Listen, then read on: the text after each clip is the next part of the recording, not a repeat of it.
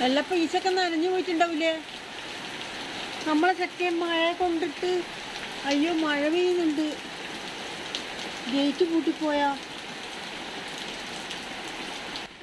എന്താ വരുന്നുണ്ട് മഴ. മഴ ചോർന്നേരാ വരുന്നേ. ഇതെവിടുന്ന് വരുന്നേ? മഴയെല്ലാം ചോർന്നിട്ട് എടി ആയിപ്പോയേ. എടി ആയിപ്പോയേ.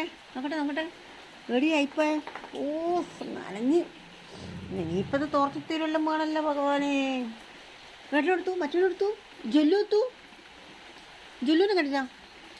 ജല്ലുടി ആയിപ്പോയേ. നീ ജല്ലുവിനെ പകുതിക്ക് ഇട്ടിട്ട് പോഞ്ഞാ.